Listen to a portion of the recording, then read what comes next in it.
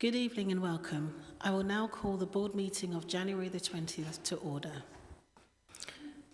The Durham District School Board acknowledges that many Indigenous nations have long-standing relationships with both historic and modern, with the territories upon which our school board and schools are located. Today, this area is home to many Indigenous people from across Turtle Island.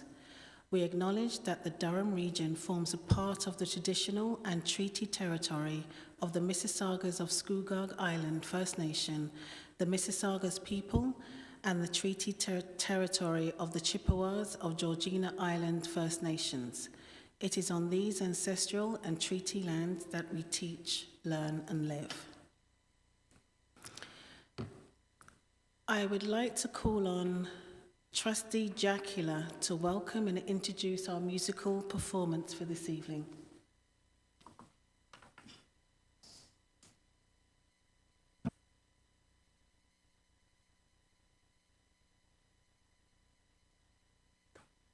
Yeah. Just once they're seated.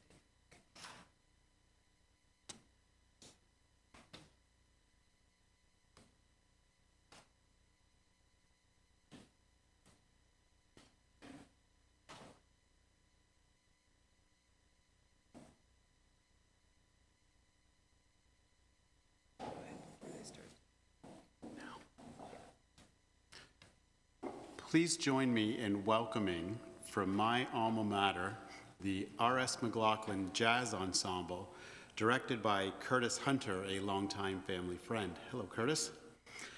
The members of this ensemble are in grades 9 to 11, and Principal Jacqueline Crosby is also in attendance this evening. We extend a warm welcome to you all. In addition to O Canada, the MCVI Jazz Ensemble will be playing Through the Looking Glass by Mike Lewis, which will feature Desmond Robichaux on alto saxophone. Please stand for O Canada.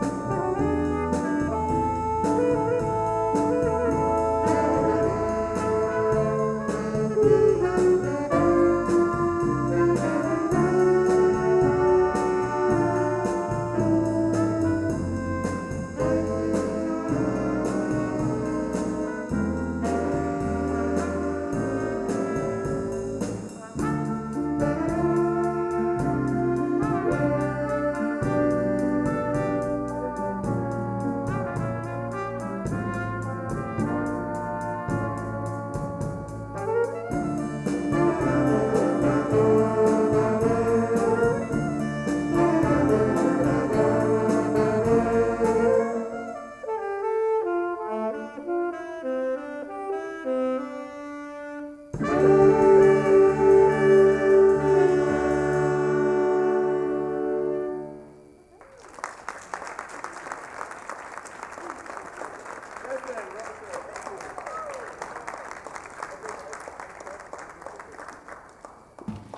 bad, eh? That's pretty good.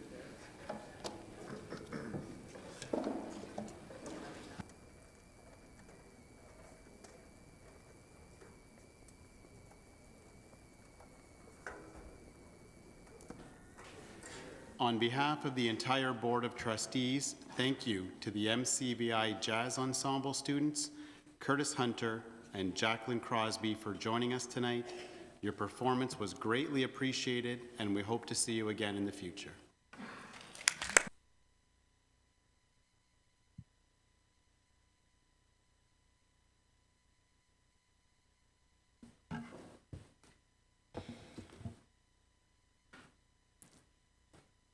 Are there any declarations of interest?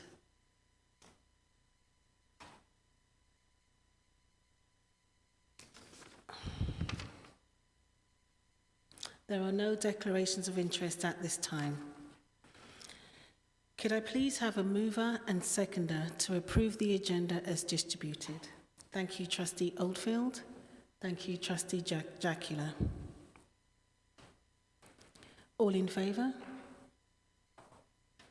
The agenda is approved as distributed. Is there any objection to the matters listed in section 6 of the agenda being approved or adopted as noted on the agenda? Seeing none, these items are approved as noted on the agenda.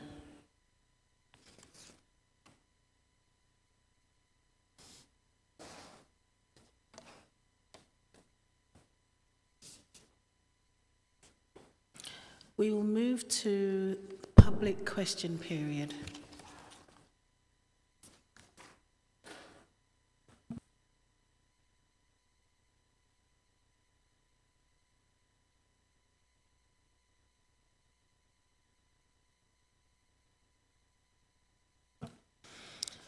We are now on item 7, public question period. Each question being asked this evening will be displayed on screen along with its response from staff. Only questions received via the online form prior to the deadline of last Friday at 12 p.m. will be addressed. In accordance with the established question period process, questions received after the deadline or via alternative formats are not eligible to be addressed. Questioners are reminded to ask only their approved question. We have allocated up to 30 minutes for public question period, and a timer will be visible for all participants. All approved questions, along with their corresponding answers from staff, will be posted on the DDSB website following this meeting. All questions submitted for public question period will be shared with trustees following this meeting. The board bylaw permits one question per questionnaire to be addressed. Supplemental or follow-up questions can be submitted to the next public question period or at any time through the General Inquiries mailbox or on the DDSB website. I would like to invite Dylan Reynolds to ask questions virtually, which will then be responded to by Associate Director David Wright. Good evening, everybody. Welcome to the Inauguration Day edition of the Public Question Period. My question tonight is about cybersecurity. Back in November of 2022, there was a cyber incident which took the entire system offline at the Georgia School. But most recently, in December of 2024, there was another cyber incident that took place in several school boards across Canada and the United States. With how the Georgia School Board, the Peel District School Board, and the Toronto District School Board being among the ones that were impacted. How are we protecting our system from any future cyber incidents like we saw back in November of 2022 and December of 2024? Good evening, Dylan. Thanks for the question. Definitely topical these days. Public school boards have become significant targets for cybercrime because criminal hackers and extortionists have been able to monetize crimes against school boards. Public sector organizations in general have been behind the curve in implementing network and data security measures because the focus of our spending has historically been on providing direct service to students. In the most recent cyber incident that you reference in your question, it's related to a third-party software provider, and more information about that incident can be found on our website. That all being said, over the last few years, DDSB has taken significant steps to safeguard its network and data from potential threats by implementing advanced technologies. Our deployment of endpoint security software has been instrumental in detecting and preventing numerous breach attempts. Additionally, we have around-the-clock monitoring of our board's network through a managed security operations center. As part of our commitment to digital transformation, DDSB is also adopting Microsoft Cloud technologies to create a modern and secure network ecosystem for our staff and students. Yeah, and today, as I was acknowledging earlier, today just happened to have been right on the day of the inauguration today of it's probably not been an easy day for a lot of people today across Canada. So I'll see you guys on Tuesday, February 18th, 2025. Have a nice day, everybody. Thanks, Bye. Tom. Thank you, Dylan. Thank you. I will now ask Superintendent Margaret Lazarus to read the next question into the record and respond.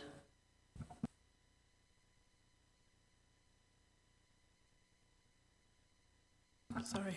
How does the board ensure that its lesson materials, announcements, presentations, and funding initiatives related to gender identity do not inadvertently harm detransitioners or pressure students towards irreversible decisions? Firstly, we want to clarify that the question is built on the false premise that gender transitioning is facilitated in public schools. It is not. In the DDSB, classroom programming is developed on the principle that all students will experience validation and inclusion.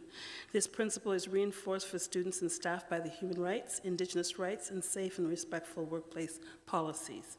Some key strategies implemented to ensure that materials, initiatives, and programming are supportive and inclusive include promoting the use of affirming language and ensuring that all materials are reviewed for alignment within our human rights obligations.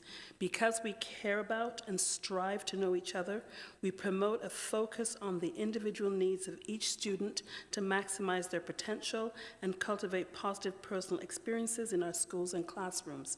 Staff work closely with students and their families to develop personalized support plans that respect the student's identity and experiences.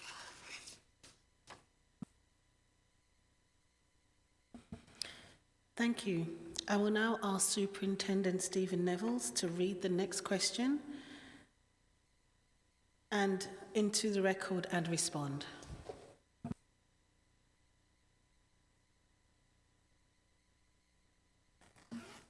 Currently, within the DDSB, there is no permanent high-performance athlete program.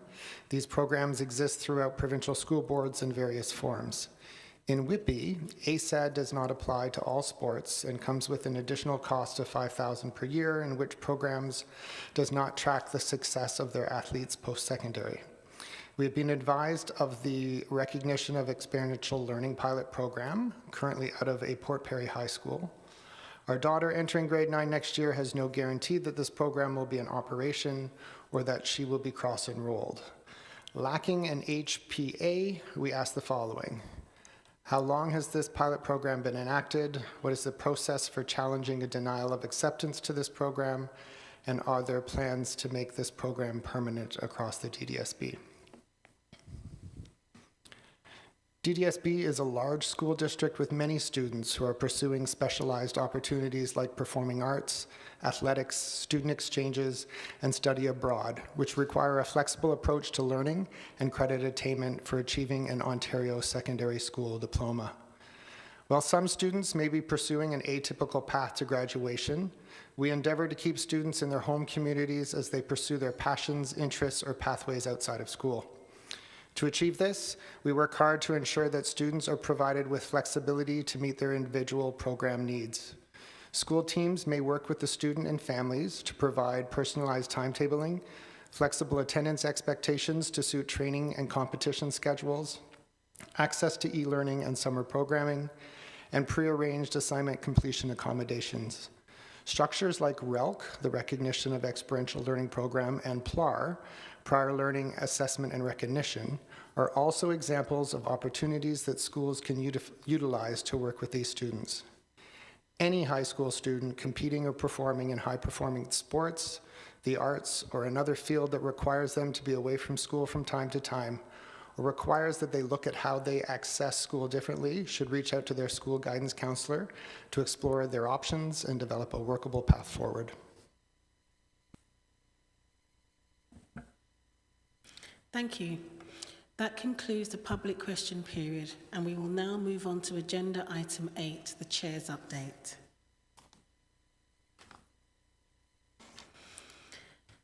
As we begin a new year, I am pleased to introduce a new feature at our board meetings, the Chair's Update. This segment will provide monthly highlights of key initiatives, news, and events that trustees engage with across the DDSB. Despite the holiday break, many fantastic events and programs took place across the district over the month. November ended on a high note with the Durham Black Educators Network, DBEN, hosting its inaugural Holidays Vendors Market at J. Clark Richardson. Over 60 vendors attended, selling Afrocentric jewelry, books, food, and delicious desserts. Esteemed authors, business consultants, and entrepreneurs were eager to share their expertise within the community. Student and staff volunteers worked together to ensure a fun day with great tunes, tons of raffle prizes, and photos with Santa. It was a joy for a trustee to attend. One of the highlights of December for trustees was attending holiday concerts and talent shows in our schools. These events showcased the incredible talent of our students and the dedication of the staff who make them possible. In Port Perry, 2 community members joined the band to support the students, a testament to the community spirit in our schools.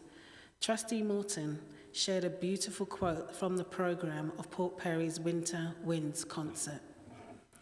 Music gives a soul to the universe, wings to the mind, flight to the imagination, and life to everything.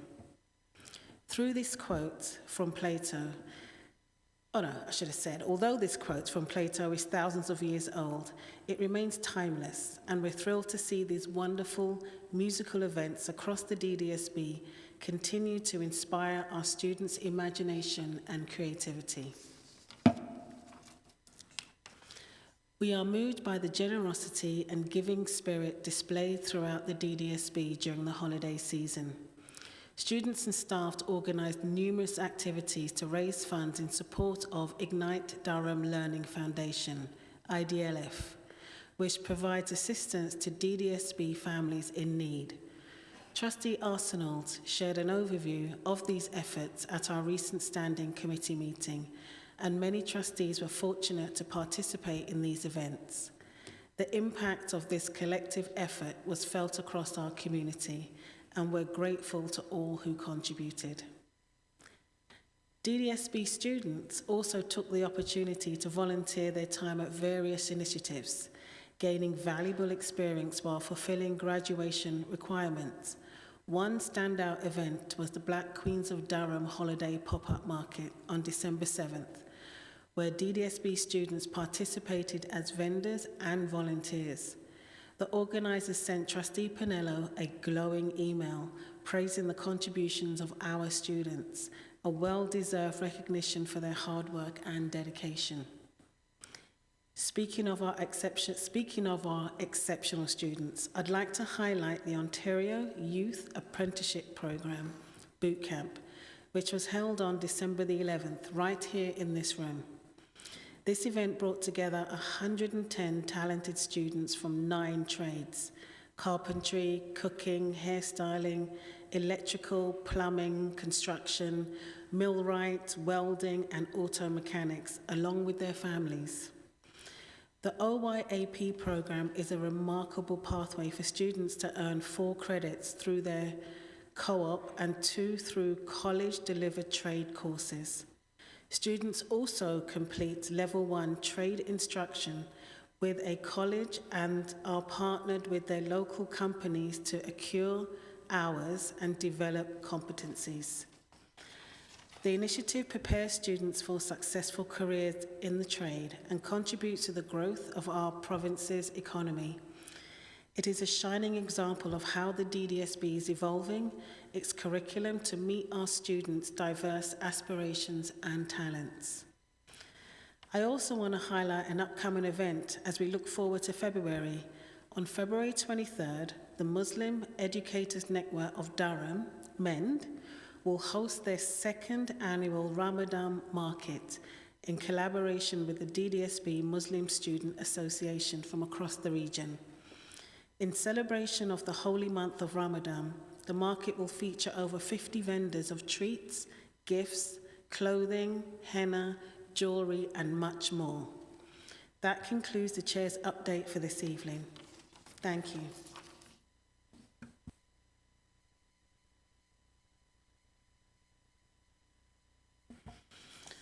I will now turn it over to the Director of Education, Camille Williams-Taylor, to bring good news from the system. Thank you, Chair, and through you, corresponding with the wonderful news that you brought forward on behalf of trustees. Certainly, we would like to highlight some of the things that have been taking place across the district, and so I'll turn it over to our media team to press play.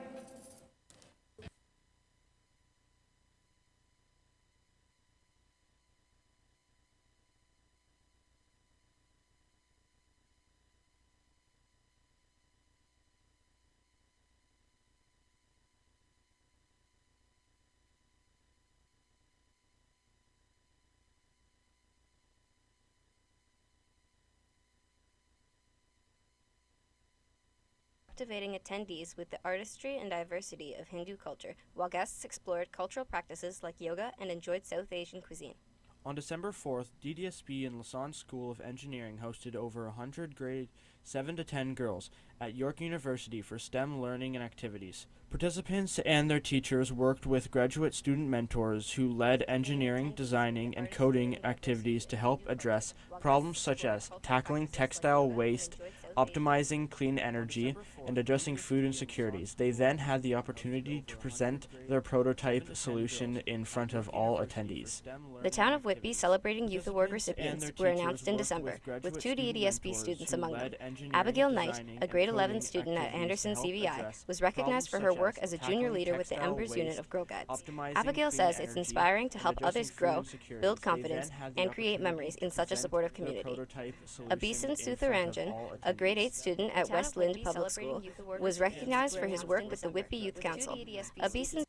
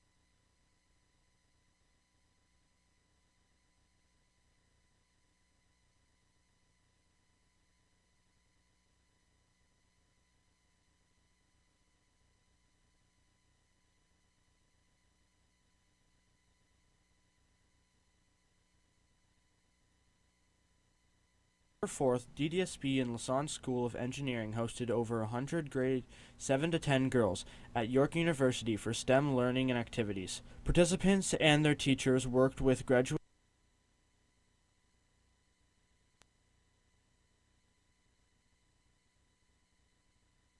Good evening, everyone. On behalf of DDSB students and staff, we are happy to bring you good news from across the system. This past November, during Hindu Heritage Month, the DDSB celebrated the richness of South Asian culture and Hindu traditions.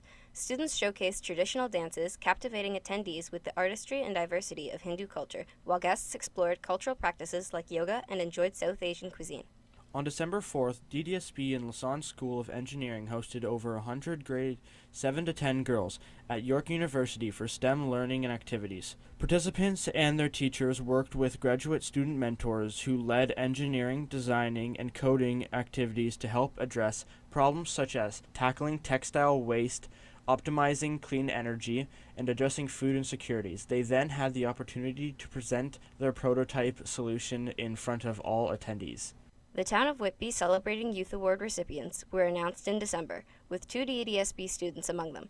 Abigail Knight, a grade 11 student at Anderson CVI, was recognized for her work as a junior leader with the Embers unit of Girl Guides. Abigail says it's inspiring to help others grow, build confidence, and create memories in such a supportive community. Abisan Sutharanjan, a grade 8 student at West Lynde Public School, was recognized for his work with the Whitby Youth Council. Abisan says volunteering on the council has given him the chance to work with amazing people who make the community a better place. The DDSB's Indigenous Education Department proudly hosted educators at the Indigenous Book Festival, which celebrated the power of storytelling and the richness of Indigenous culture. The event featured the incredible David A. Robertson, a household name in literature who captivated audiences by sharing his journey, the joy of reading, and the vital role Indigenous books play in our schools. David Bouchard Public School hosted a re-gift store, giving students the opportunity to shop for gifts for their families at no cost. This heartwarming initiative was thoughtfully organized by Ms. Hills and Ms. Cooch, who worked tirelessly to bring this vision to life. Thanks to the community's generosity, they received an array of new and gently used items. The student received a shop coupon to select gifts for their friends. Challen Durham's event brought together families, DDSB staff, and superintendents to celebrate the learning about Jewish culture through hands-on latke making, shared meals, and the lighting of the menorah. The evening was filled with joy, laughter, and meaningful insights into the history and traditions of Hanukkah. The DDSB extends heartfelt thanks to the Mr. Good Vibes Foundation for their generous donation of over 300 turkeys distributed to families through Pine Ridge Secondary School, Durham Alternative Secondary School, and the Ignite Durham Learning Foundation Depot. The foundation's kindness ensured a joyous holiday season, bringing comfort and nourishment to our community. A big thank you to the Ignite Durham Learning Foundation for hosting a breakfast at Eastdale Collegiate on Friday, December 20th, ensuring over 750 students started their day with a hearty meal. Special thanks to Teddy's Restaurant for donating 100 dozen eggs and to Foresters Financial for volunteering and making the event a success. The Ignite the Holidays and the Holiday Helpers campaign was an incredible success thanks to the unwavering generosity of DDSB staff and our community. Together we raised over $12,500 in-kind gifts and over $5,300 in monetary donations. Through our collective efforts, over 85 families were supported, a testament to the spirit of giving and community care. J. Clark Richardson's Athletic Council hosted an inclusive sports event featuring wheelchair basketball on December 19th. Partnering with Variety Village in Parasport, Ontario, the event included students from various classes. Para Ambassador Jamoy Anderson led drills and games showcasing Richardson's commitment to creating an inclusive environment for all students. The kindness of the Durham community was on full display this winter as schools across the board held their annual giving drives. Pictured here are the donations from Viola Desmond and Cataract Public Schools and Maxwell Heights Secondary School, which include food, clothing, and other supplies for families in need. Schools across the DDSB spread holiday cheer with a series of winter concerts and shows this season. Students showcased their talents through festive performances including music, dance, and drama, which provided a wonderful opportunity for families and communities to come together and celebrate the spirit of the season. As you can see, the dates of significance take us to the next board meeting in February. Thank you to Noah and Sarah from Uxbridge Secondary School for reading this month's good news.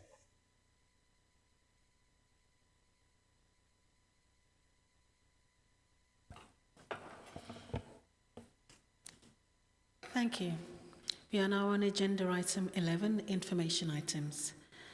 11A, quarterly construction and major projects. You can be found on pages 9 to 16, and I'll move that over to Associate Director David Wright. Thank you, Madam Chair. Pleasure to be joined this evening by Lisa Bianca, Head of Facility Services, who will be providing the report. Thank you, and through you, Madam Chair. I'm very pleased this evening to share with you an update on construction and development activities since our last report in September. Facility Services continues to see good progress on the construction of our existing capital priorities projects. Construction of the unnamed Pickering-Seton Public School, the unnamed Coghlan Public School projects continues to reach their milestones and are proceeding on schedule for a 2025 opening. Construction of the unnamed North Oshawa Secondary School is also proceeding very well and on schedule for its 2026 opening. DDSB's three most recent capital priorities projects located in West Whitby and North Oshawa are proceeding to tender in the next month with an anticipated spring construction start. We look forward to welcoming families to these buildings in September 2026. Childcare projects at Vaughan Willard Public School and Seneca Trail Public School are completed with deficiency work wrapping up. And preparation for the start of our 2024-2025 renovation and improvement projects is underway, with design work coming to a close and tenders underway. Our staff continue to develop projects that utilize our funding to achieve the greatest impact and further DDSB's strategic goals and key priorities. And please accept this report for information, and I'm happy to answer any questions you may have. Thank you. Are there any questions from trustees?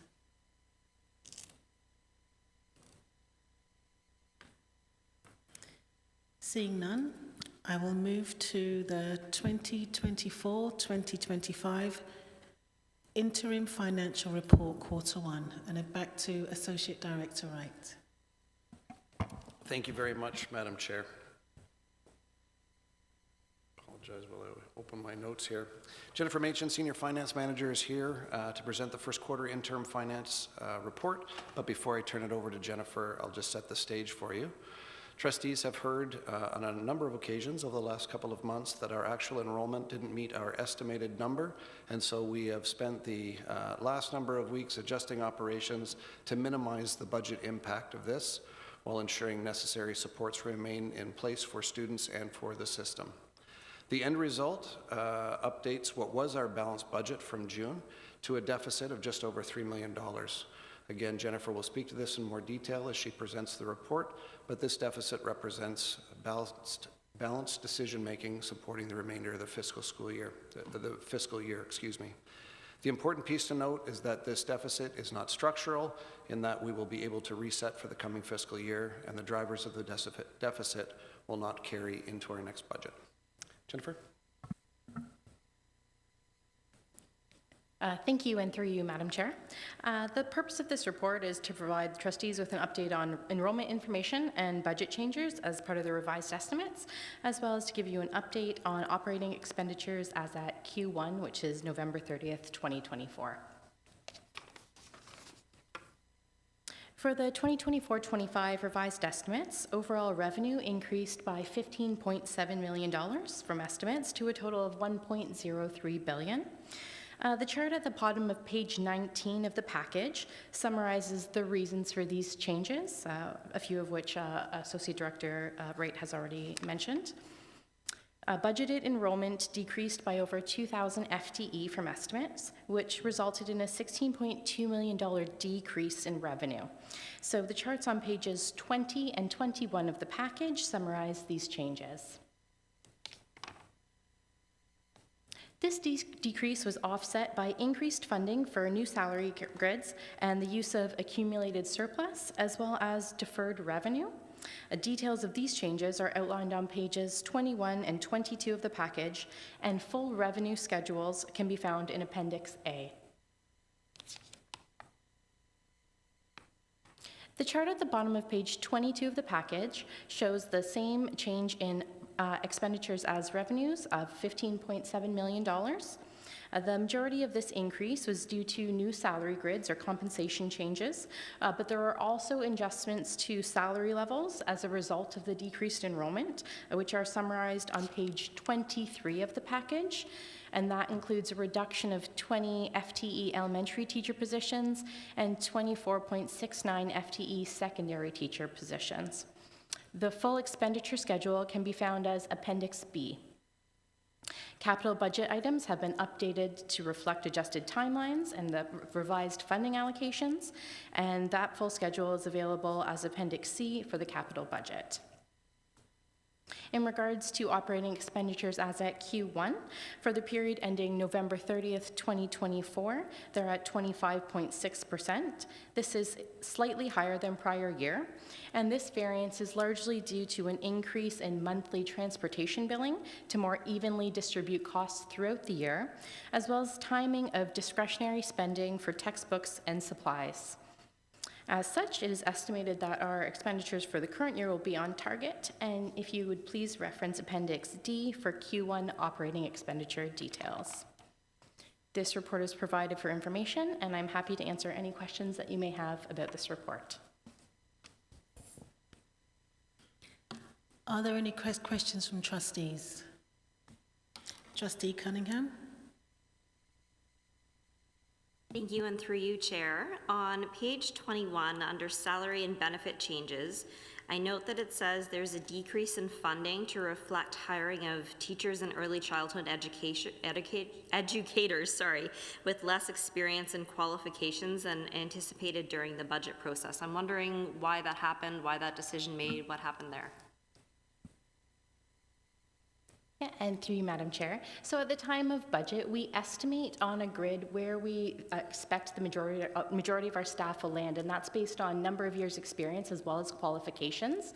So essentially, the ministry provides us an average salary, and then depending on our actual staff, can multiply that because we'll have higher expenditures if we have more experienced teachers that are higher on the grid, and they will fund us less if we have less experienced teachers, just to match our actual expenditures.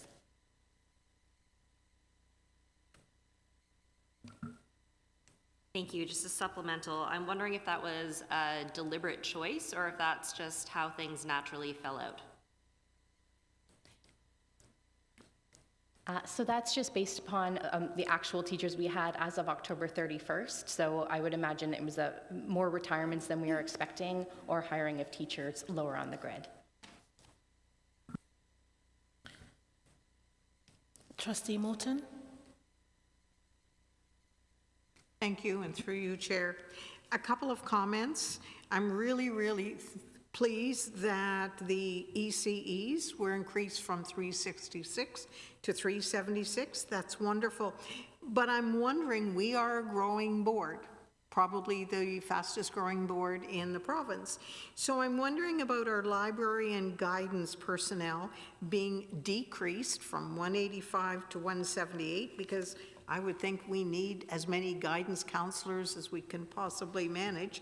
And another decrease that was a little bit disappointing to me was 7.0 full-time equivalent speech and language pathologists, because I'm seeing great needs in that area as well. So could you explain why we've got decreases in both of those areas? Thank you, and through you, Madam Chair. So the library and guidance staff were actually a reduction as a result of enrollments. So we're funded for those staff based upon number of FTE that we have. So because we had such a decline in enrollment, that was also a decline in those staff. And I think if I could ask Superintendent Macaulay to speak to the 7 SLP positions. Thank you, and thank you for the value in the interdisciplinary practices with which we support students, particularly in the area of literacy. So as a senior team, winding back a year and a half, 2 years ago, we were thrilled to receive dollars from the ministry for focused literacy interventions. The documentation at that time described the ability for staffing of educators. And so together with Superintendent Elmhurst and the support of the team, the senior team took an approach to an interdisciplinary approach and mobilized both teacher coaches and speech language pathologists who are partnered in the support of schools. Those positions moved over with teaching and learning and were backfilled with long-term assignments, holding the permanent positions of our team members. When the funding came out for the school year, the definition of educator changed to teacher, referring to OCT qualified staff, meaning that the funding would not be able to be used to support an interdisciplinary team. The LTAs came to a planned conclusion the end of June, and the permanent staff members all moved back into school service on the regular process of the integrated team supports to schools. But taking the experience gained sitting in that intensive position with a focus on literacy and bringing them back into schools in a different way. So no loss of permanent staff, just a change in the ability to mobilize the supports based on the criteria of the funding.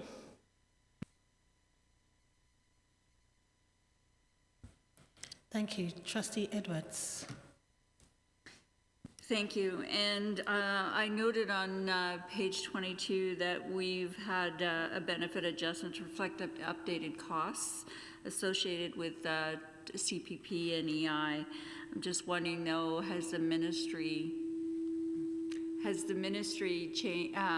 reflected the revenue, given us the revenue to the increased costs of CPI and CPP? Thank you for the question. Through you, Madam Chair. Unfortunately, Trustee Edwards, the Minister of Education has not adjusted the benefits benchmark to reflect the increased costs we've seen, the significant increased costs we've seen to CPP and EI over the last number of years. And so the discrepancy between funded amount and actual cost for the board continues to grow.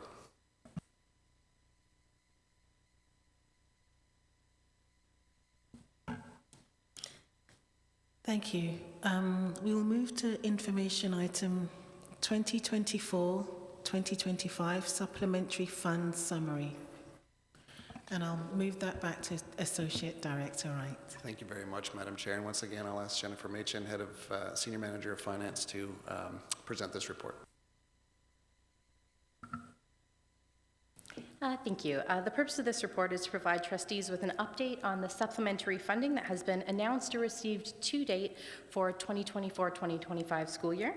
So throughout the year, the board receives a number of responsive education program grants, previously known as PPF grants or Priorities and Partnerships Fund.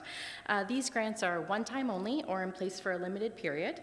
They are governed by agreements that outline the purpose of the funding and the expectations and accountability requirements, and they are essentially enveloped in that they may only be used for a certain purpose, and then any unspent funds need to be returned.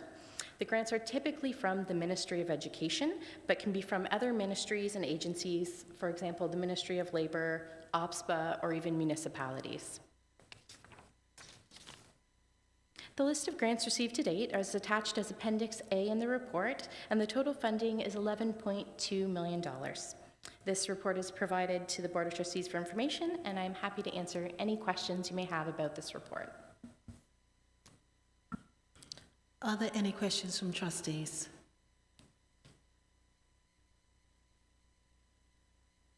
Seeing none, I will move to the 2024 Director's Annual Report, and we'll put it over to Director of Education, Camille Williams-Taylor. Thank you, Chair. And through you, trustees will find that report on page 35 of their package. What you will find there is an overview report and then a link to the annual report, which will be submitted to the ministry as per requirement of the Education Act by the end of this month. The goal of the report is certainly not to provide an exhaustive approach in terms of everything that has been done, but indeed to give a snapshot into how it is that we have undertaken to deliver on the commitments of the multi-year strategic plan. And so we are happy to take any questions. Please know that the Director's Annual Report is certainly a comprehensive and collaborative effort, and it does in fact represent the work of the entire senior team and all of the folks who are in fact engaged with the senior team in the variety of undertakings through various portfolios. So with that, happy to take any questions. Are there any questions from trustees?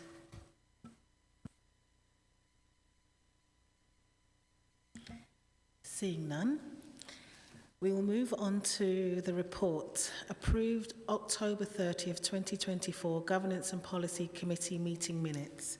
And I will hand it to Trustee Kelly Miller.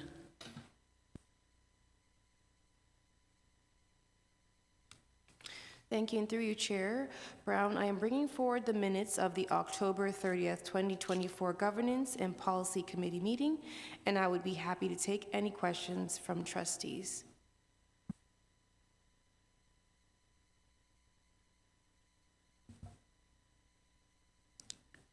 Seeing there's no questions, I will now move to the reports approved November 7th and December 5th, Special Education Advisory Committee meeting minutes. And I will go to Trustee Miller.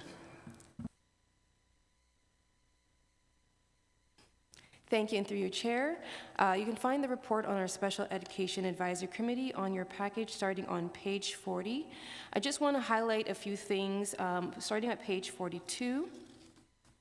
There is the inclusive student services, the impact update, but on page 42, our CEAC committee had a wonderful presentation and discussion on integrated transition planning.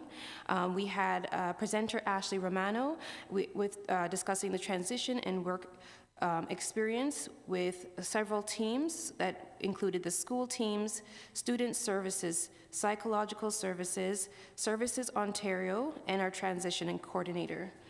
Then we have in our package the Inclusive Student Services Impact Update, which is the Integrated Transition Planning. Our second meeting begins on page 52, and we discussed the annual report of our CEAC committee, which is beginning process for this year of 2025. Finally, our committee discussed our parent and caregiver survey, which will be distributed coming in the spring. And that is all for the report. Thank you. Thank you, Trustee Miller. I will move on to the OBSPA update and over to Trustee Edwards.